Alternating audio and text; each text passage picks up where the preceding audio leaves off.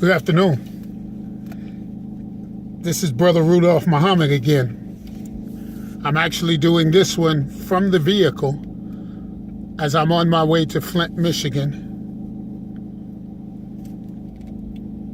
After the last piece I did, I got a few good responses, but they were asking me if I had any suggestions or any ideas that could help the people in Flint, Michigan. So this piece is designed to do that.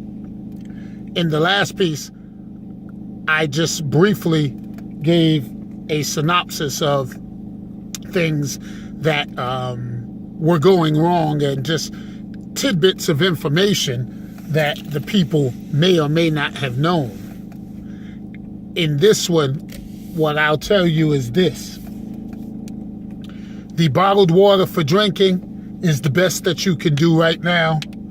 And for everyone that's sending bottled water in, on behalf of the people of Flint, Michigan, we want to thank you and continue because they're going to need it. However, for bathing and laundry purposes and general hygiene and cleaning purposes, the water still is not usable. So what is it that you can do and what is it that's needed?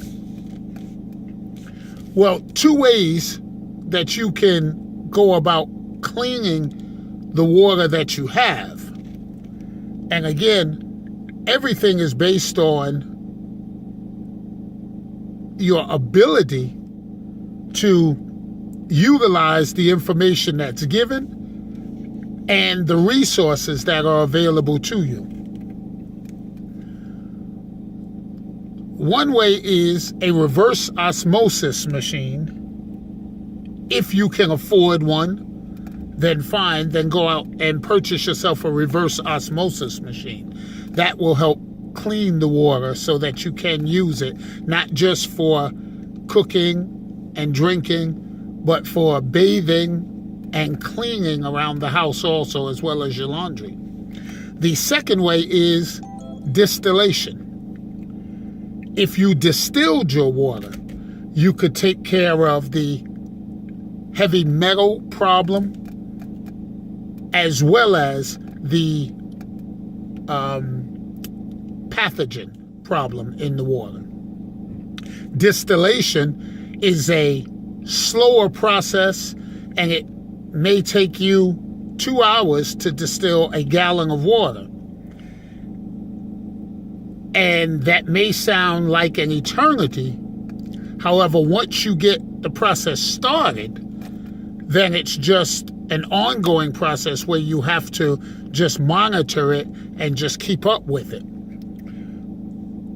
What is required in order to distill water? The concept is very basic and simple. You need a source of heat. You need a source of tubing that is germ-free, and then you need a clean catch container. Once the water is boiled, the steam goes through the system of tubing. It is then condensed into droplets, and it's caught in the clean catch area. That's the basis of it. You can actually go on YouTube and see how to make a distillation process or a distillation machine, or if you have the knowledge of the distillation process, it's just a matter of finding the materials necessary to do it. So I just wanted to get that out there as quickly as possible. And I will come back with another piece to give more information and more tips to the residents of Flint, Michigan, and just to let you know that people are on your side and the nation is watching.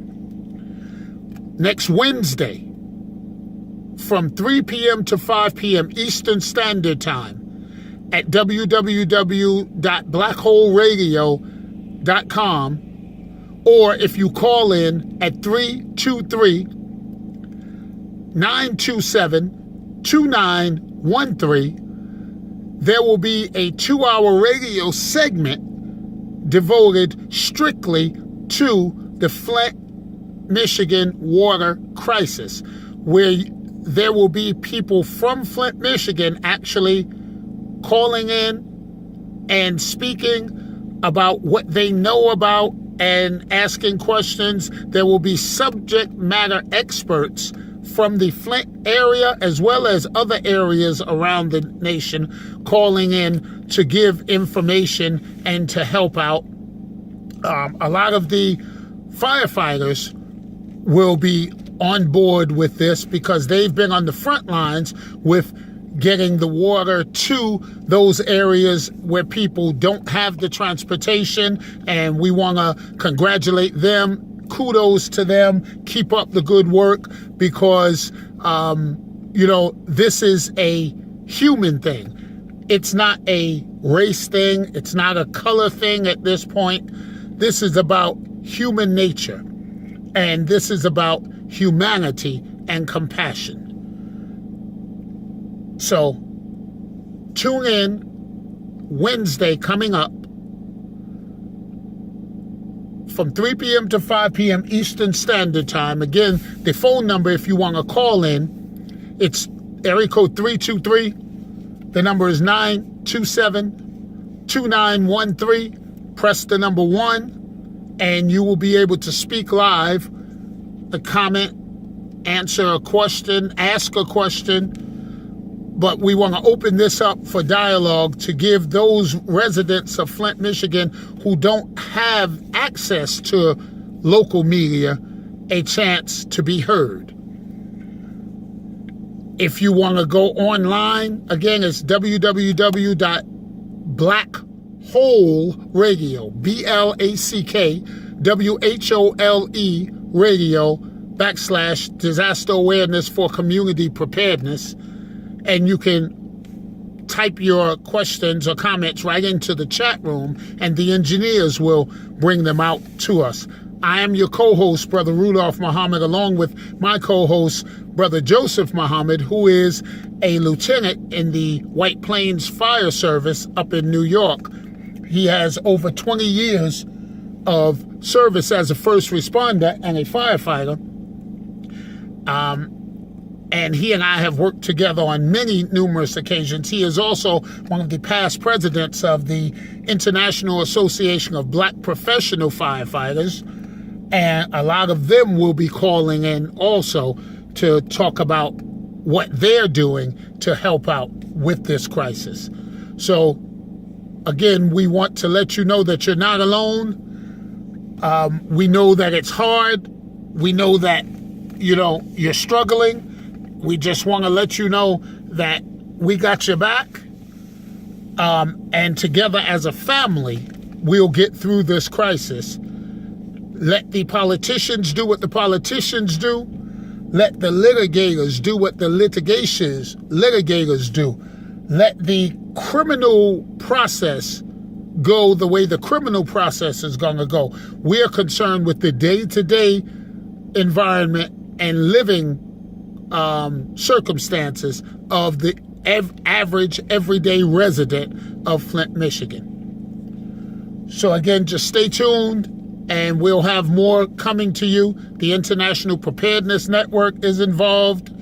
The Care Unit 911 is involved. The Bedford-Stuyvesant Volunteer Ambulance Corps is involved. The Save a Life Rescue Squad is involved. Like I said, there are a lot of people, and I want to give hats off and kudos to